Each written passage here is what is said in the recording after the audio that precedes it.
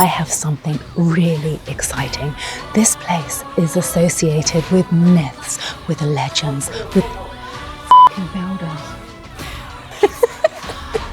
Not sure if I've just stumbled upon the gateway to hell. Cannot access, cannot get inside, but I wonder what lurks down there. Apparently, rumour has it that he even started digging people up from graves to find the key to eternal life. A little introduction to such a magical place. I'm going to go ghost hunting now and see if I run into Mr. Dipple. And if you never hear from me again, then I've found the key to eternal youth.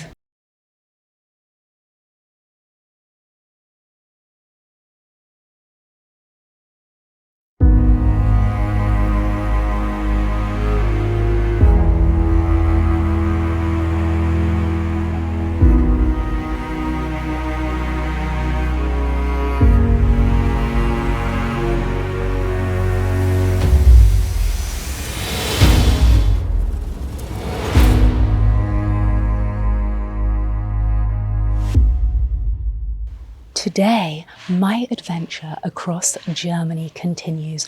I promise you, spooks long after Halloween had finished. And today, I have something really exciting. This place is associated with myths, with legends, with f***ing builders. That's quite funny. This place is associated with so many myths, so many legends, so many ghosts, and so many builders. Come with me and let's explore. Let's unwrap the mysteries of Burg Frankenstein.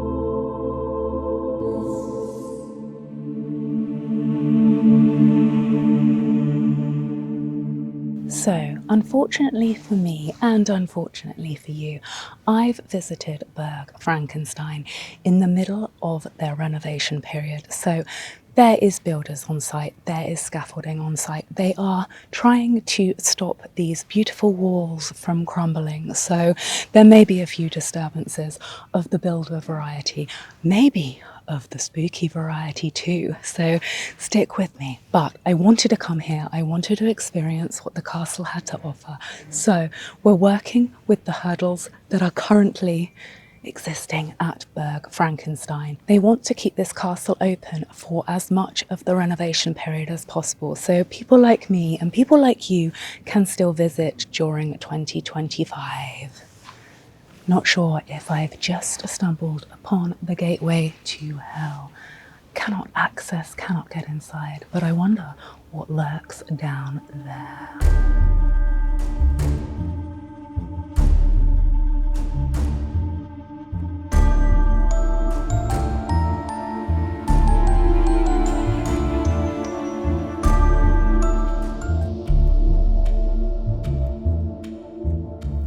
If you scale the castle walls, you can see for absolutely miles. It is a beautiful, stunning November day. The leaves are off the trees, the orange, yellows, everything is so pristine and so beautiful.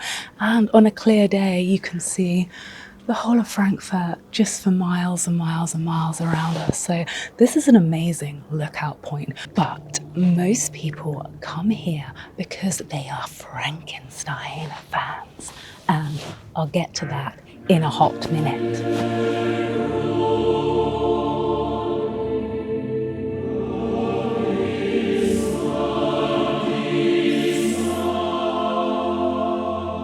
So, did this castle inspire Mary Shelley to write the wildly fabulous Frankenstein novel. Many people believe that that is the case. When she was just 17 years old, Mary Shelley was travelling through Germany, and it is believed that she may have visited this very castle and taken its name for one of her leading characters, Dr. Frankenstein. But there was a real life Dr. Frankenstein who apparently still haunts this castle today, Conrad Dipple. He was known as the real life Dr. Frankenstein, and he was born in this castle, and he conducted experiments within the walls of this tower. Let's talk about those experiments. He wanted to create the elixir of life, to preserve life and to give everlasting properties. This clearly gave him quite a fierce reputation with the locals. He was feared, he was ostracized, he was, in every sense of the word, a mad scientist. He used to create potions from animal bones, and apparently rumour has it that he even started digging people up from graves to find the key to eternal life. Whether that is fact, whether that is myth, I will never know. But will I meet the ghost of Conrad Dipple this afternoon?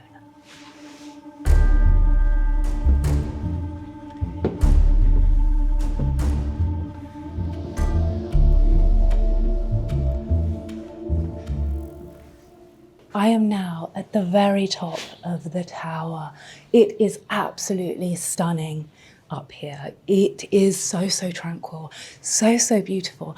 And regardless of whether you care about Frankenstein, this is a beautiful place to come hiking, to come biking, or to spend an hour of your day if you are in the heart of Germany. But, let's talk a little more about Conrad Dipple and his very creepy experiments.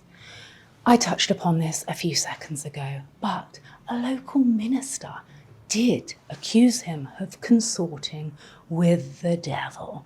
I touched upon the alleged grave robbing, but rumour has it that he dug up a body from the grave and tried to bring it back to life with a bolt of lightning. Now that all sounds very far-fetched and pretty similar to something that you will read in Mary Shelley's version of Frankenstein. So, was there truth? Was she inspired by real-life events? Was there a strange coincidence going on that the lead character, the mad scientist, Dr. Frankenstein, had a real-life counterpart who was existing not far from where she visited on her trip to Germany? I will leave you to decide, but this place certainly inspires the imagination, and it is like being inside a real-life fairy tale. And I can almost see Mary Shelley's world coming to life around me. And the fact that it links to real life events makes it more and more fascinating. So Burg Frankenstein is a place to visit. It's a must-do place to visit, especially if you're a horror lover like me, because your imagination will be set on fire. You will be transported into a world where history meets myth, meets fairy tale, meets magic. So, what about the ghosts? Well, as I touched upon earlier, the most famous ghost of Burg Frankenstein is the ghost of Conrad Dipple himself. Well, why wouldn't it be? He sounds hugely eccentric, a hugely bizarre, which I love, but why would he ever want to leave the castle grounds that inspired his work and his experiments so greatly? If I were him, I'd want to stay here forever too. In fact, if the elixir exists, If I find the elixir, I might find the key to eternal life and live out my days in a German castle. I'm sure the builders might have something to say about that when they see me in the small hours of the morning, still here, still talking to myself or talking to you, whichever way you want to look at it.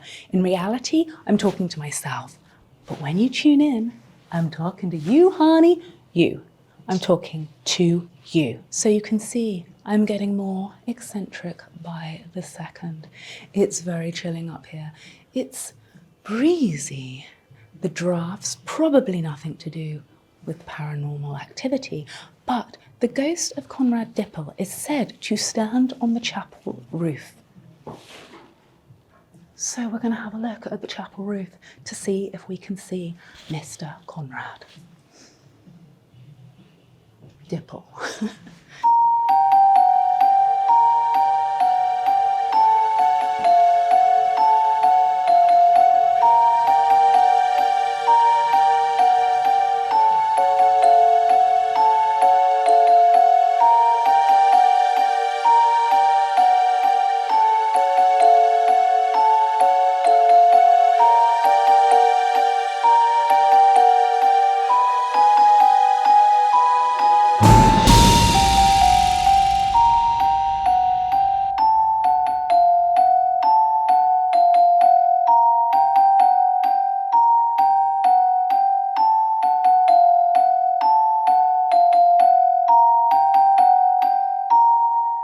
This would have been the very laboratory where Johann Conrad Dippel conducted all of his fabulous experiments.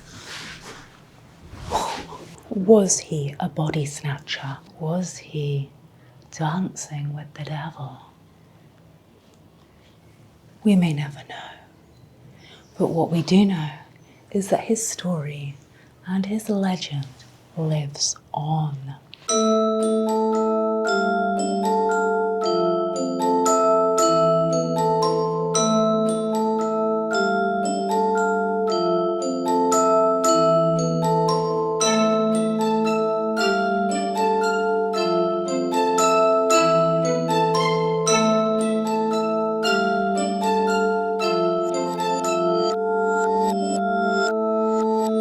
I've spoken a lot about the legend and the real life character who could have inspired Mary Shelley, but there are more myths and legends.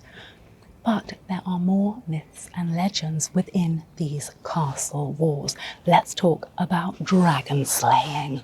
There is also a very well-known myth or real life story attached to this castle, Lord George and the dragon. Apparently, he fought a dragon by the castle's well, but he met a very grisly end when he was hit by the dragon's tail. Believe it or not, that is another one of the legends that is attached to Burg Frankenstein.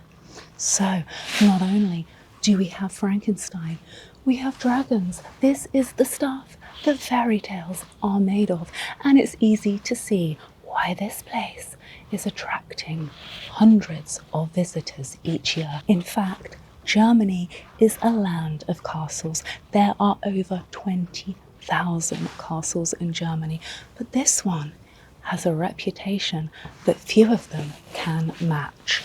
That is a wrap on Burg Frankenstein, a little introduction to such a magical place. I'm going to go ghost hunting now and see if I run into Mr. Dipple. And if you never hear from me again, then I've found the key to eternal youth right here in the heart of Germany. I shouldn't say things like that. If you enjoyed that, if you got this far, then follow me, like, subscribe, share your stories. Have you been to Burg Frankenstein? Have you bumped in to any mystical, magical creatures, alive or dead? Share your experiences. Let's continue this spooky journey together. Bye.